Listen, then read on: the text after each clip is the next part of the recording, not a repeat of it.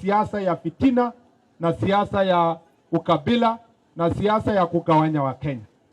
Kuna wanasiasa wengine ambao wengine juzi walikuwa kwa serikali, lakini wamesahau tayari ile maneno walikuwa wanasema miaka 2 iliyopita kwa serikali, au wanajijibu zaidi. Kuna maneno wanasema jana, wanasema leo. Na ukiona kwamba watu wanarudi nyuma kwa mambo ya ukabila, ni kwa sababu hawajui taifa letu, umoja wetu kama Wakenya ni kitu sana yenye tunaweza kujivunia, na lazima tuilinde kwa vyovyote, kwa sababu tulipigania uhuru wetu kwa damu. Wale mababu zetu, wale ambao kama Kisoi walisimama kwa milima wakaweka bendera, waliweka wakijua kwamba Kenya lazima ikuwe ni nchi moja. Na ningewaomba sana tuweke kando siasa ya ukabila, tuwalete watu wakuje pamoja. Mimi ni rafiki mkubwa sana ya ile rafiki yetu anaitwa Kalonzo Musyoka. Mimi ni rafiki yake mkubwa sana.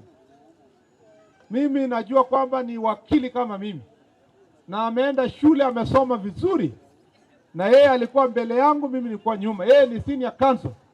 Yeye amejikaza kwa mambo ya hii siasa miaka mingi, lakini kuna sehemu moja ameanguka mtihani tu. Ajui ujanja ya kuwa kwa serikali. Ajui ujanja ya kuwa kwa serikali.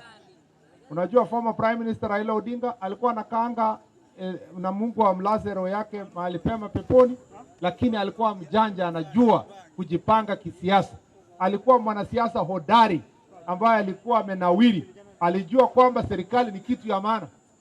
So kwa hivyo alikuwa akianguka, anapiga kona, anaenda kusalimia rais, anafanya kazi na yeye. Anapiga kona, anasalimia rais, anakuingia serikali. Hata juzi kwa bahati mbaya, saa hizi ingekuwa kwa next election angekuwa na Mheshimiwa William Ruto katika uchaguzi ujao. Lakini huyu rafiki yangu Kalonzo, ukimwambia yeye piga kona hivi ndio watu wapate maendeleo, anakaa ngumu, ati amekauka. Ati nasema aje kwa Kikamba hapa? Bobe na kwetu. Sasa mimi nataka kuambia Kalonzo, wewe kwa sababu umeenda shule, wewe umekuwa vice president ya Kenya, ni mtu unaheshimika, usitembee na watu ambao wanasema uongo. Na wewe ni mtu ya AIC na mimi, usitembee na watu wa kusema uongo na kugawa nchi. Mwishowe juzi walikuwa wanaambia Kalonzo, weka retili kura yako, wewe uko na kura ngapi? Kwa sababu wanaongea mambo ya ukabila. Mimi nataka kumwambia Kalonzo, hakuna haja kungojea kusalimia rais huko mwisho. Salimia saa hii, mpange vile hii serikali inaweza enda mbele kutoka hapa kwenda mbele. Ni kweli ama sio kweli? Na asikubali kudanganywa. Mimi tunajua huyo jamaa kuliko vile yeye anajua. Watu wenye wanatembea na ukabila hawezi saidia Kenya isonge mbele. Nyinyi watu wa Ukambani hapa, mnajua kweli maana ya umoja ya taifa letu na maana ya serikali. Na mnaona rais wetu ameweka bidii, amejenga airport hapa Kitui. Hakuangalia ati ni sehemu gani. Alijenga hapa stadium Kitui. Ameleta mambo ya housing kila mahali hapa Kitui. Ameleta markets kila kona. Anaendelea kufanya kazi. Amenituma hapa nikuje na Nuhu sub county. Tunataka uongozi yenye inaangalia Kenya kama ni kitu kimoja, ili Kenya iweze kaunganika ikasonga mbele. Mnakubaliana na mimi kwa hiyo? Mtasimama na rais? Mtasimama na yeye? Mtasimama na watu yake hapa ambao wako na yeye? Mtasimama na hawa? Wangapi wanasema namna hiyo? Asante sana. Na mtasimama na naibu wa rais Kithure Kindiki? Si ni mtoto wenu hapa? Si kuna mahali inaitwa Tharaka kwa hapa Mwingi Central?